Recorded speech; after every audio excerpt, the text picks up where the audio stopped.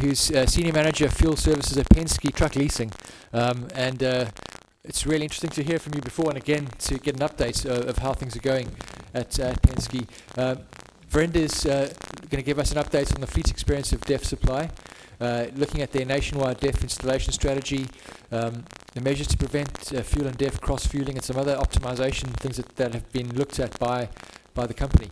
Virind himself is based at the company's headquarters in Reading, Pennsylvania, and his responsibilities include Penske's fuel procurement, purchase and distribution process for delivering fuel to the whole North American customer base, which the scope includes DEF too. So I guess there's lots of synergies there, and we look forward to hearing from you how things are going. Over to you, Virind.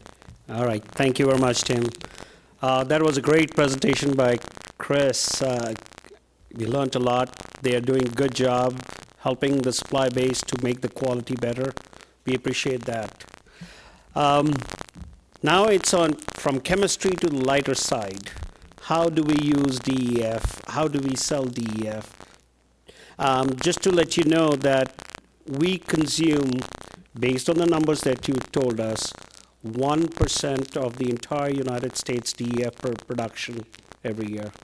I just calculated at the back of the napkin based on the numbers that you gave. So when I was asked to put this together, I said, because we have to talk about, it's a good idea to talk about who our customers are. We have diverse customer base.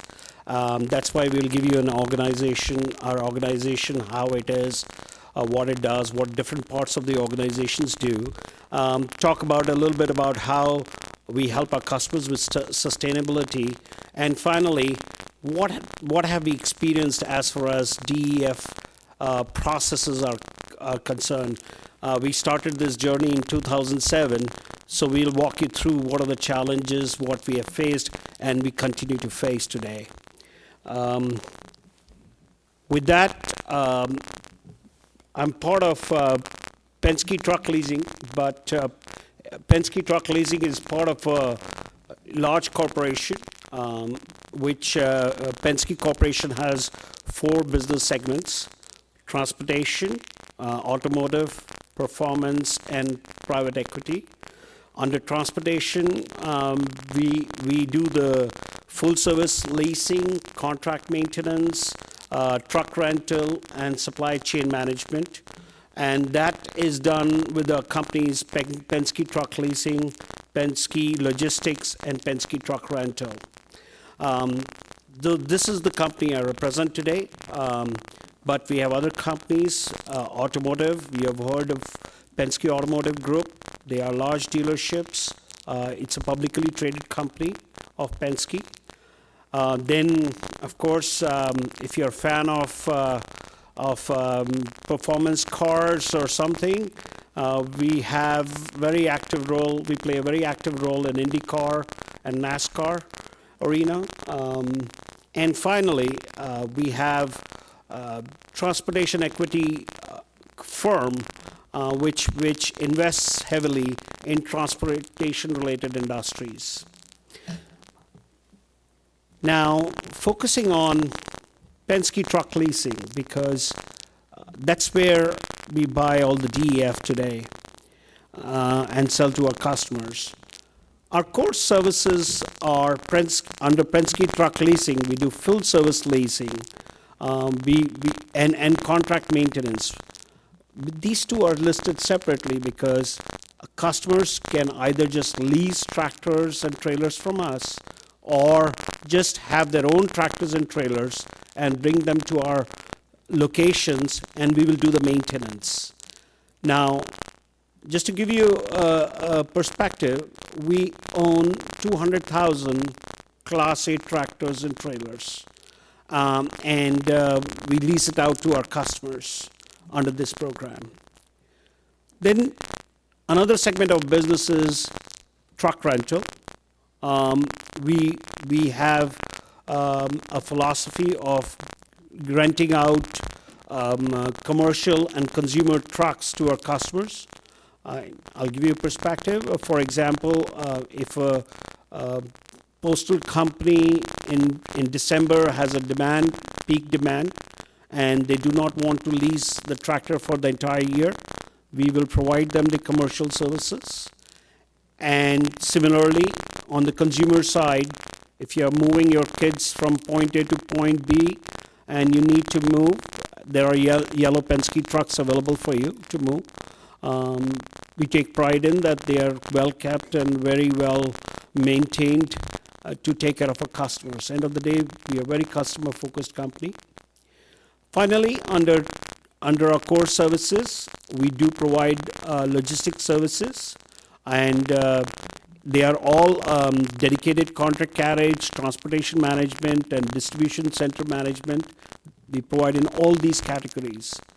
And why I'm talking about all these different categories, because our customer base is as divided as our organization, and we'll walk you through about how it impacts us on a DEF supply. So we have about, from location perspective, overall, Penske has about 700 convenience service locations across in US, Mexico, and Canada.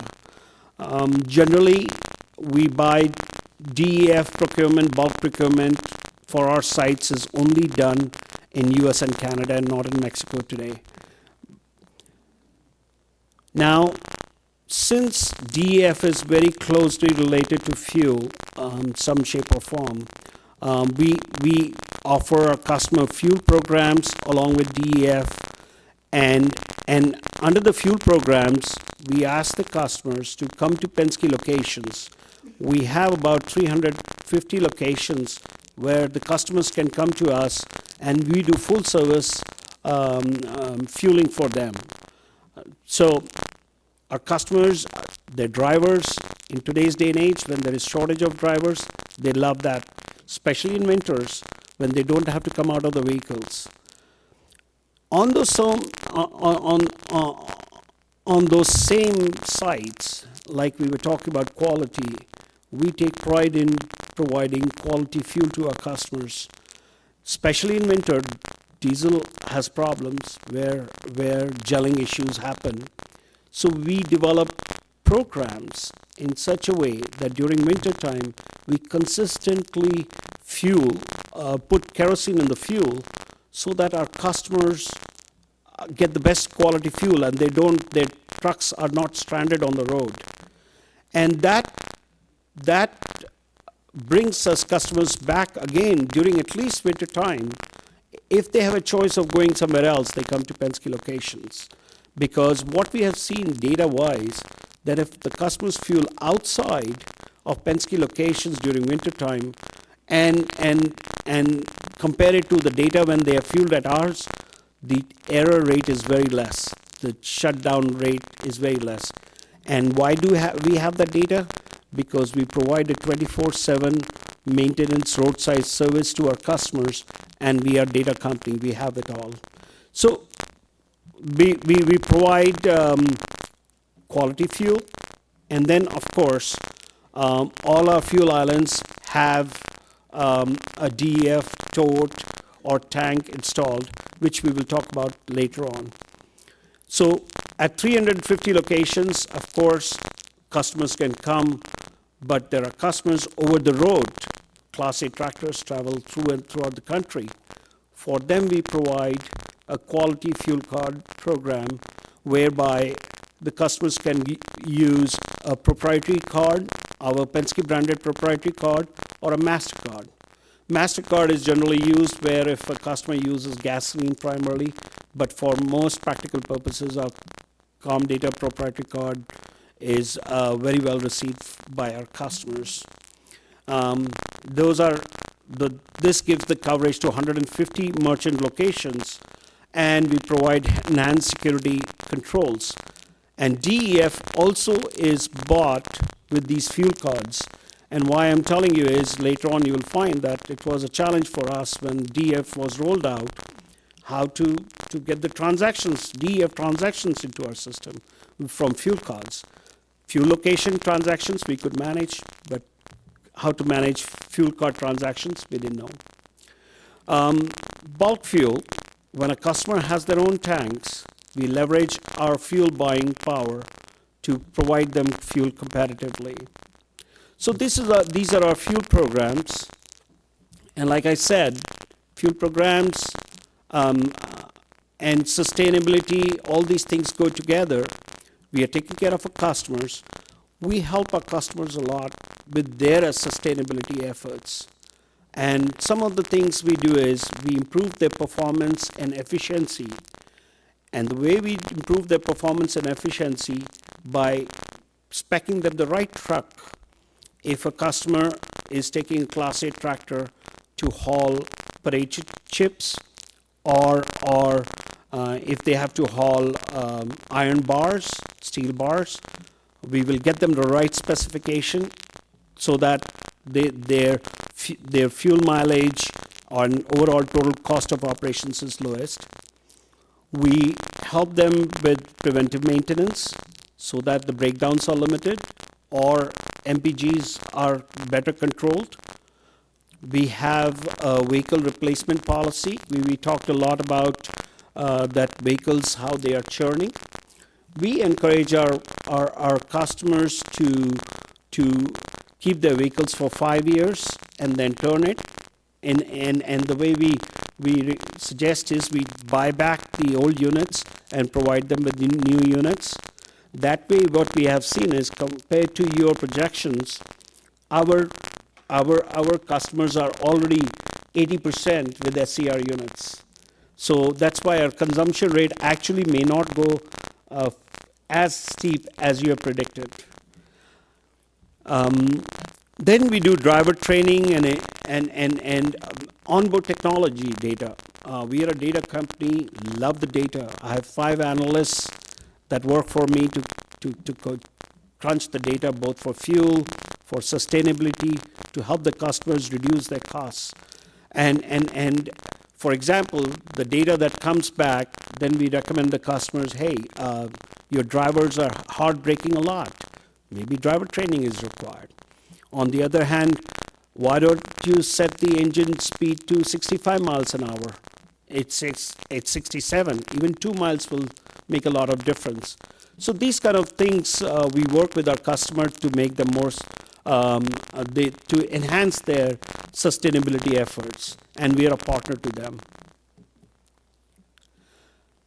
Of course, we get a lot of recognition for that. We are very proud of being recognized by several agencies.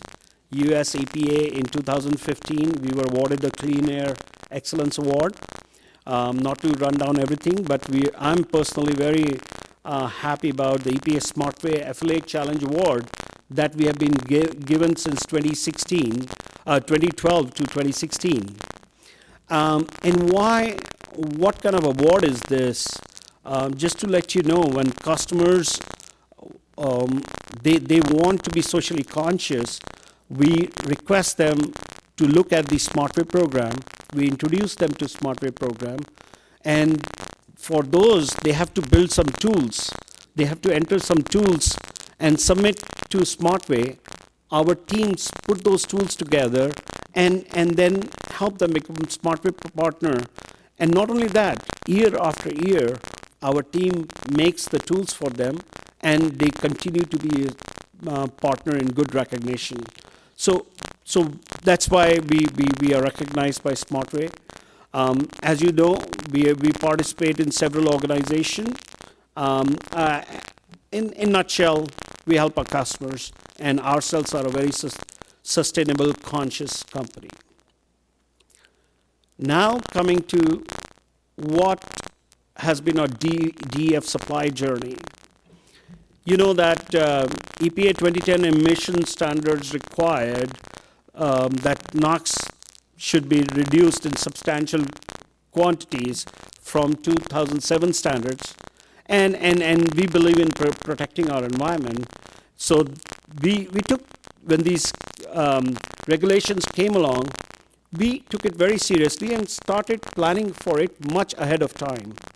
But there were a lot of questions that we had to answer, we had to get. We didn't know about it. You all know that. tractor technology.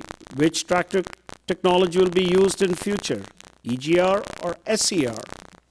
Hey, by the way, that guy was supposed to wear a hat like this, but I couldn't find the picture. Next time, I'm told that I'll get one.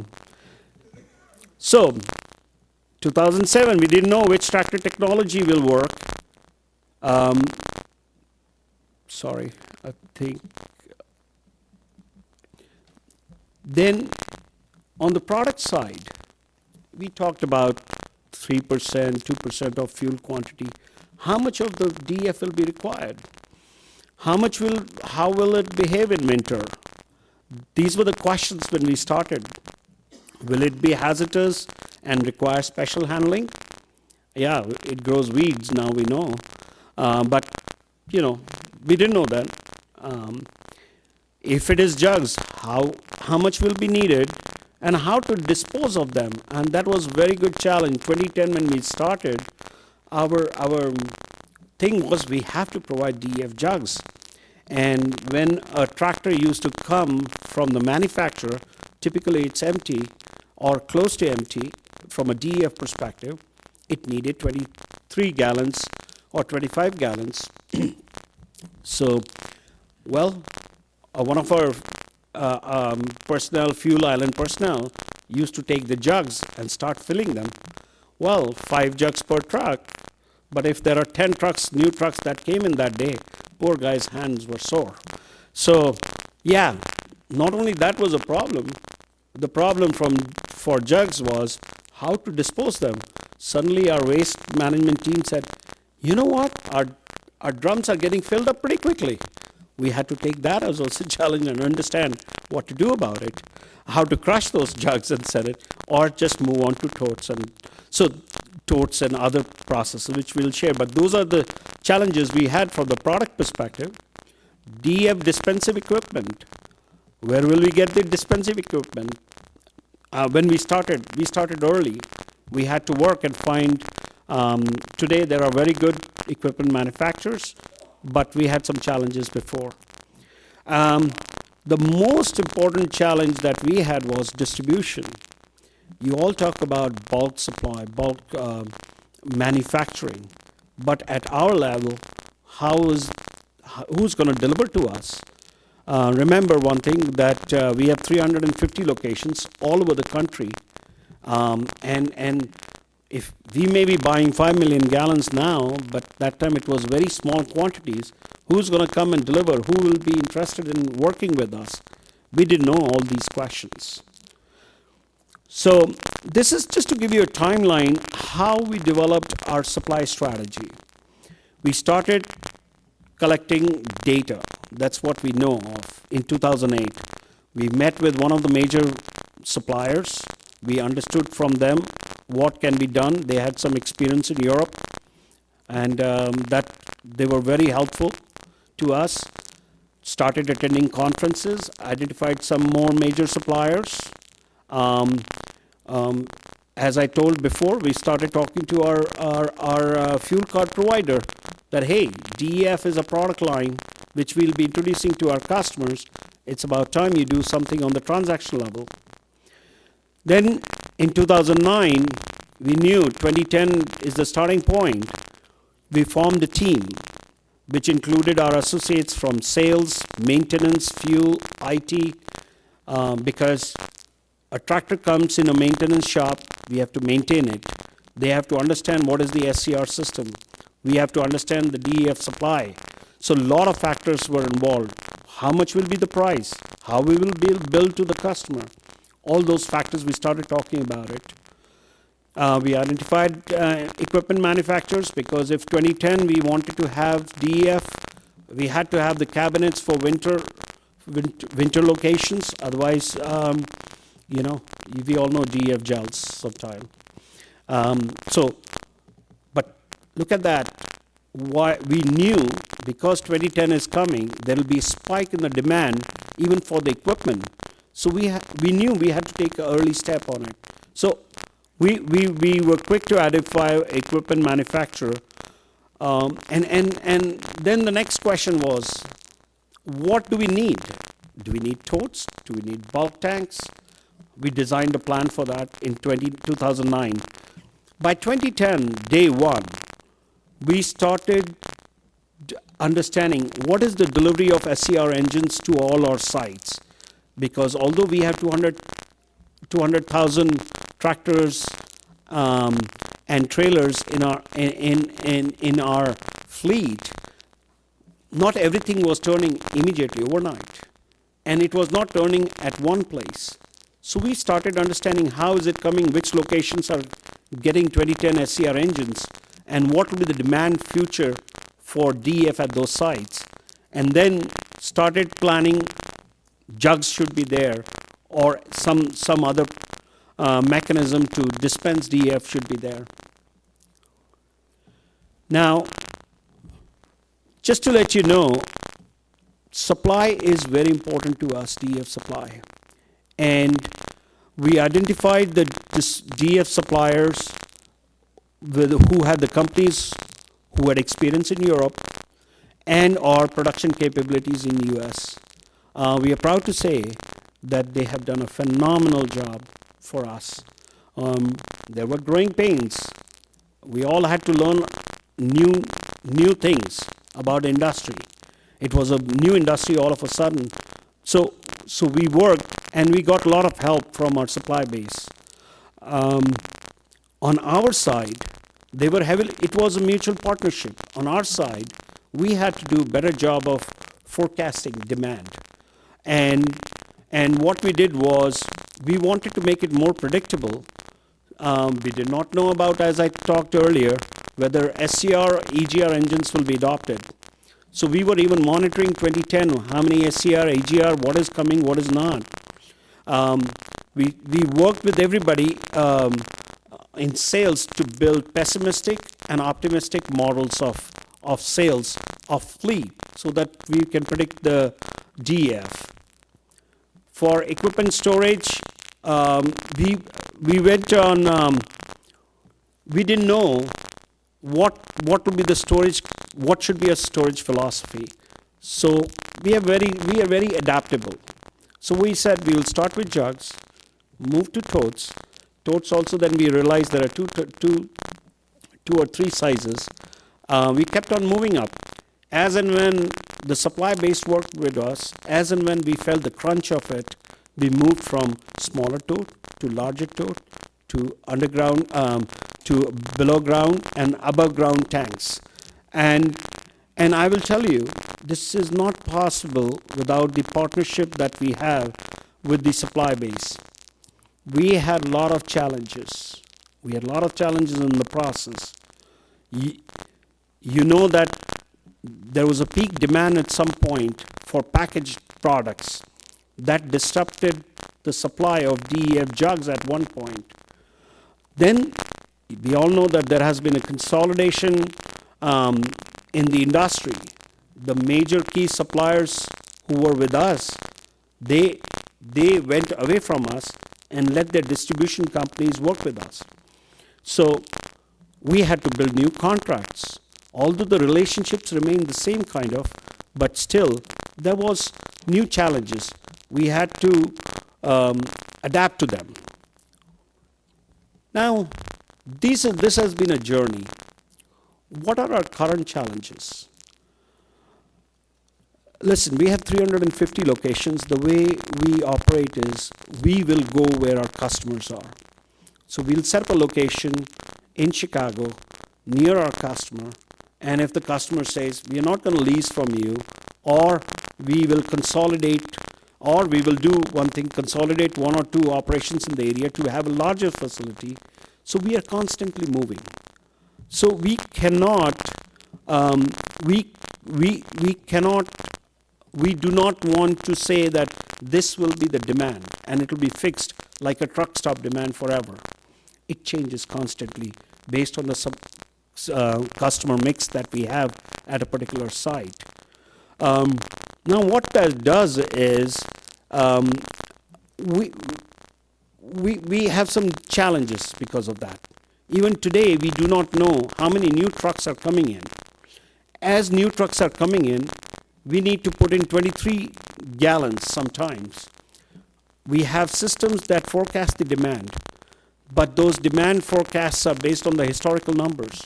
Now, on a given day, if there are some new trucks that come to a site, there's a spike in demand.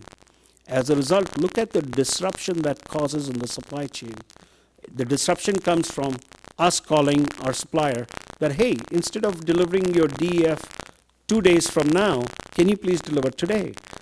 Because the reason being, we have not invested in very large DEF tanks because of certain reasons. One, our islands are smaller, or we do not know which storage unit to choose initially. We are getting smarter. We have decided to put in, based on the demand that figures that you are showing, that we will have more and more larger tanks on these sites. But working with our suppliers is a big challenge. That's why we have to work together, because we cannot predict our demand so easily. That's why service is very important for us from a supply-based perspective. We have strict delivery windows. For example, we do not want the DEF truck for delivering at our locations when our customers are fueling. So we want them to come during certain times, early in the morning or late in the evening or sometime in the afternoon. So not only that we do not know the demand, we do not know, we have compressed the timeline of the deliveries. That creates challenges for our supply base. But with mutual work, mutual consent, we work together.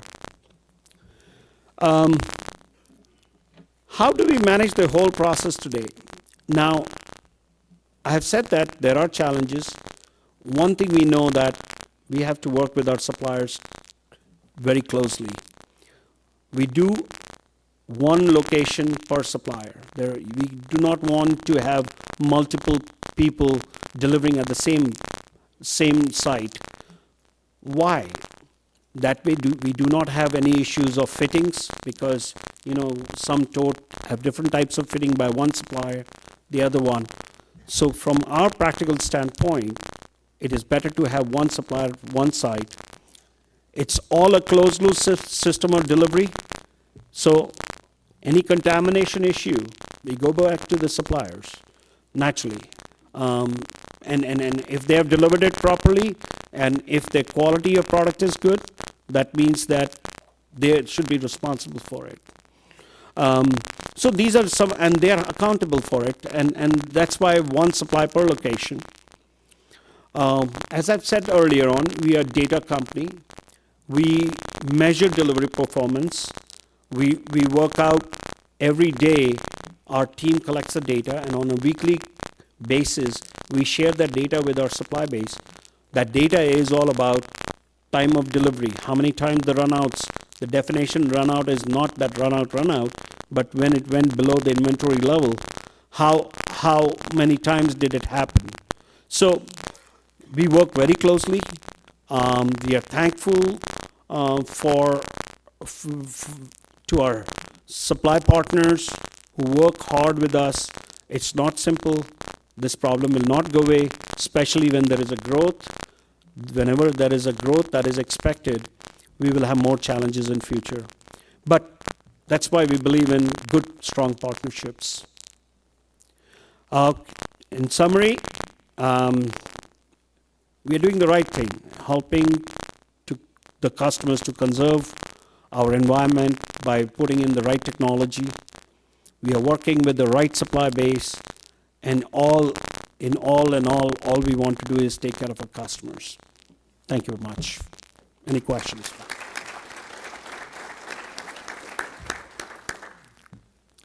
Thank you, Virind. I have a couple of questions just to get some understanding of your network before we open to the floor.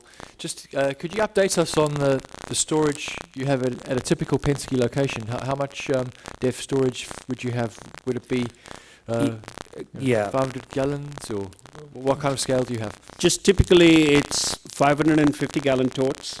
Okay. We are moving for larger volume. So to answer, that is the typical size. But what happens is there are some sites which are very, very high volume sites where fuel is consumed a lot more, a lot of trucks and customers come there. So there we go with 1,000 and now 2,000 gallon below ground tanks. But our typical is so far 500 gallons. Great, thanks. And second question is, do your suppliers use remote telemetry, remote inventory to track the inventory in your tanks, and do they schedule their deliveries directly, or do you manage that process yourself? Good question. We have telemetry. All our sites, most of our sites, I should say, have Virind systems installed, and those things are linked. We don't give the feeds directly to the suppliers. It comes through a product line called Telepoint. It's a third-party software which we give our suppliers access to that website. So anytime our supply base can see what is the level of tanks.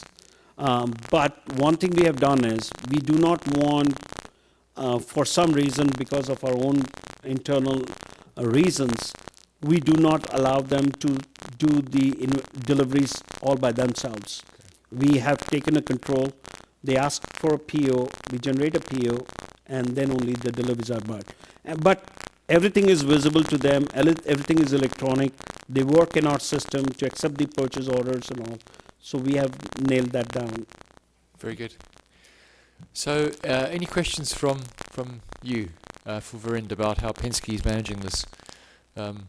Let's have the microphone's up in the center, if you don't mind. Thank you, sir. Robert Santich, Top Blue. We're a blender in Southern California. How do we become a vendor? Talk to me after this. Okay. Good question. Good. Any more questions? Right. Yes, we have Dr. Cook, if you don't mind.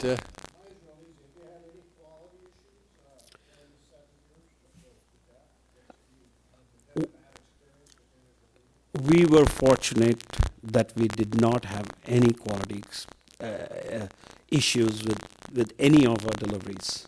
We were very fortunate. That's a good record. Oh yeah, we are very happy about it. Credit goes to our supply base. I think we should end at that point. So, Virind, thank you very much again for sharing with us your experience. It's useful. Thank you very much.